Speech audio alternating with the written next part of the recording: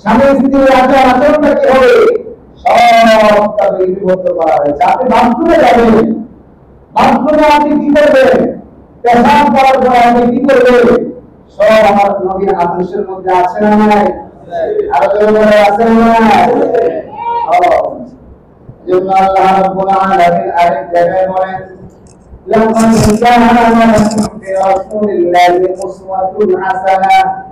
আল্লাহ বলেন আমি তোমাদের জন্য আমার নবীর মধ্যে উত্তম আদর্শ রেখেছি। সুবহানাল্লাহ। আর বলেন সুবহানাল্লাহ। নবীর আদর্শের বাইরে যাওয়ার অধিকার আমার আপনার কারো নাই। আর বলেন কারো নাই। আমার নবীর উত্তম চরিত্রের ঘটনা শত শত হাজার হাজার, এত ঘটনা তো বলা সম্ভব হবে না। ছোট্ট একটা ঘটনা আমি আপনাদেরকে দিচ্ছি। ঈশ্বর সাল্লাল্লাহু আলাইহি ওয়াসাল্লাম কিভাবে একজন সাহাবায়ে কেরামদেরকে নিয়ে আলোচনা করছিলেন, তেমন সময় গ্রামের ব্যক্তি এসে ওই আলোচনা শোনার জন্য বসে গেলেন। আলোচনা যখন শেষ হয়ে গেল, এমন সময় ওই লোকটি মসজিদের এক কোণায় দাঁড়ায় পেশাব করা আরম্ভ করল। মসজিদের এক কোণায় যদি দাঁড়ায় কেউ পেশাব করে, আপনার অবস্থাটা কি হবে? খুব সিরিয়াস না? সাহাবায়ে মধ্যে একদম সিরিয়াস ছিল। সাহাবায়ে দুই তিনজন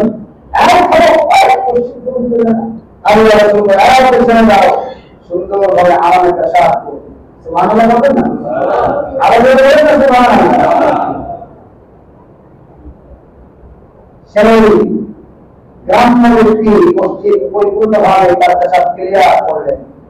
বলেন তো পেশাব আটকায় রাখা আরামের না বেআরামের? কথা বলেন। আমার নবী কানে ছিলেন না, আল্লাহ রাসূল বলেন তোমরা তাকে ছেড়ে দাও, সুন্দর করে সে পেশাব করো। পেশাব যখন শেষ হয়ে গেল, আল্লাহ রাসূল সাল্লাল্লাহু আলাইহি ওয়াসাল্লাম দুইজন সাহাবীকে বললেন পেশাবটা পরিষ্কার করো। তাকে ডাক দিয়ে বললেন এটা পবিত্র স্থান, আল্লাহর মসজিদ, এখানে পেশাব করতে হয় না। তিনি বললেন হুজুর আমার ভুল হয়ে গেছে, সামনে হবে না। সুবহানাল্লাহ। আদর্শ শিক্ষার দরকার আছে। জুমার বয়ানগুলো থেকে শিখতে শেখার দরকার। আদর্শ কাকে বলে? আদর্শই বলে দিবে আমি কেমন মুমিন। আমার ভাইরা বিশ্বনবী আমার বললেন আগামী থেকে তুমি আরাম করবে না, কারণ মসজিদ হলো আল্লাহর ঘর, পবিত্র স্থান। এই জায়গায় পেশাব করতে হয় না, এটাকে পবিত্র রাখতে হয়।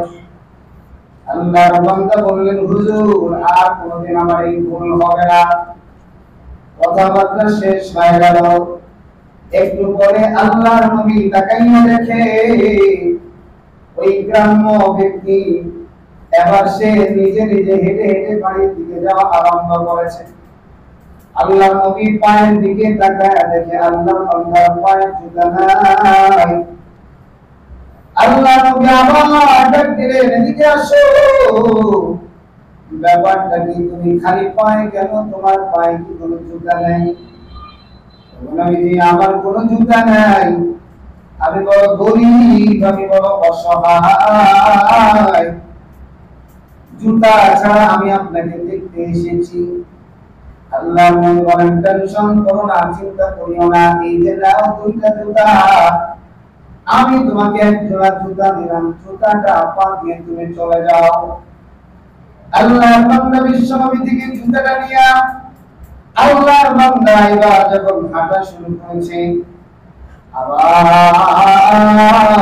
মায়ার নবী তাকায় দেখে প্রচন্ড রোদের ভিতরে আল্লাহর বান্দা হেঁটে হেঁটে যায়।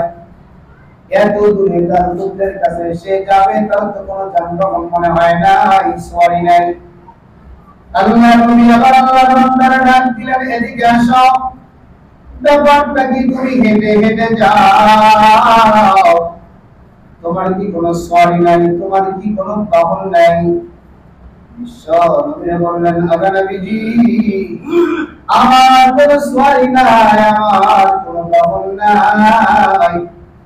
আল্লাহর নবী বলেন তুমি চিন্তা করো না, টেনশন করো না, এই যে আমি তোমাকে সরি দিয়ে দিলাম, এই যে আমি তোমাকে বাহন দিয়ে দিলাম, এই বাহনে উঠে বাহনে চড়ে তুমি তোমার গন্তব্যে চলে যাও। সুবহানাল্লাহ। বিশ্বনবীর ব্যবহারটা কত মধুর, বিশ্বনবীর ব্যবহারটা কত মায়াময়। বিশ্বনবীর পায়ে জুতা নেই, জুতার ব্যবস্থা করে দিলেন। বিশ্বনবী আমার যাওয়ার জন্য বাহন নাই, বাহনের ব্যবস্থা করে দিলেন। আল্লাহ বান্দা তার গোত্রের কাছে চলে গেল। গোত্রের কাছে যাওয়ার পরে সকালে ডাক দিয়ে আমার এদিকে আসো, আজকে একটা মহা খবর আছে, মহা খবর আছে। আমি আজকে তোমাদের জন্য একটা সুসংবাদ নিয়ে আসছি, একটা সুসংবাদ, বড় আনন্দের সংবাদ। সব মানুষগুলা তার জবান থেকে কথা শোনার জন্য সবাই তার সামনে বসে পড়লেন। বসে পড়ার পরে তিনি একের পর এক বয়ান করতেছে, আমি এমন করে বেয়াদবি করেছি, আমাকে এই মানুষটা শাস্তি দিবে তো দূরের কথা, এই মানুষের চেহারার দিকে তাকাইলেই তো আমি পাগল হয়ে গেছি। সুবহানাল্লাহ। আমার নবীর চেহারা, আমার নবীর চেহারা, আমি বলেন আমার নবীর চেহারা তো চাঁদের মতো। কিসের মতো? আল্লাহ বলেন চাঁদের মতো। আরেকজন কয় না রে না, চাঁদের মধ্যে একটা কালো কালো দাগ দেখা যায়, আছে না? না, ছোটবেলা বলতাম চাঁদের মাপুরি বুঝে কথা শোনা কি না? চাঁদের মাপুরি না না না, চাঁদের মধ্যে দাগ দেখা যায়, আমার মায়ের নবীর চেহারার মধ্যে কোনো দাগ নাই। dan Aisyah Siddiqah radhiyallahu taala anha বলেন আল্লাহ নবী হযরত ইউসুফ আলাইহিস সালামকে দেখা ওই মিশরের রমণীরা, মিশরের সুন্দরীরা নিজেদের হাত কেটে দিয়েছিল। আর আমার নবীর যদি ওই মিশরের মহিলারা দেখতো, হাত নয় আমার নবীর সৌন্দর্য দেখে কলিজাটা কেটে ফেলতো। মায়ের নবীর চেহারার এক একটা বর্ণনা আল্লাহর বান্দা দেওয়া আরম্ভ করছি। আমি অপরাধ করেছি, আমার সাথে কোনো খারাপ ব্যবহার করে না, ভালো ব্যবহারের পর শুনো, আমার পায়ে জুতা নেই, জুতার ব্যবস্থা করে দিয়েছি, আমার আসার জন্য বাহন নাই, বাহনের ব্যবস্থা করে দিয়েছি। সুতরাং আমার বুঝতে বাকি রইল না, এটা সাধারণ কোন মানুষ না, এটা নিজের বানান কোন ধর্ম না, এটা আল্লাহর প্রেরিত নবী। আর তিনি যে কথাগুলো বলেন আল্লাহর কালাম, এ ব্যাপারে সন্দেহ নাই। সুতরাং আর তোমরা কাউকে ভুল না করিয়া, আর অপেক্ষা না করিয়া চলো আমরা বিশ্ব নবীর দরবারে গিয়ে কালিমা পড়ে মুসলমান হয়ে যায়। একজন ব্যক্তির সাথে একজন নয়, দুইজন নয়, 300 বেশি বেঈমান বিশ্ব নবীর দরবারে গিয়া কালিমা পড়ে মুসলমান হয়ে গেলেন। সুবহানাল্লাহ। এরকম হাজার ঘটনা শোনাইতে পারি, আমার আপনার আদর্শটা কারণ যদি কোনো কারণে আমাদের শরীরে লেগে যায়, চোখটা মনে হয় উল্টে যাবে, দেখার কোনো সুযোগ নাই, বা একটু ক্ষমা করতে শেখেন না। আপনি যখন একজনকে ক্ষমা করে দিবেন, আমার আল্লাহ আপনার গোপনীয় গুনাহগুলো ক্ষমা করে দিবেন। সুবহানাল্লাহ। এই জন্য আমার নবীর আদর্শ দুনিয়ার কোন মানুষের চরিত্র ফুলের মতো পবিত্র হতে পারে না, আমার নবীর চরিত্র ফুলের চাইতেও পবিত্র।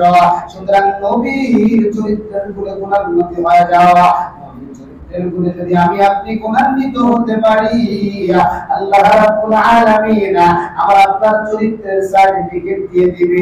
কোনটা আজিমের কারণে আল্লাহ পাক আমাকে আপনাকে জান্নাতের বাসিন্দা বানায় দিবে। সুবহানাল্লাহ। আল্লাহ পাক আমাকে আপনাকে উত্তম চরিত্রের অধিকারী হওয়ার তৌফিক দান করেন। আমিন।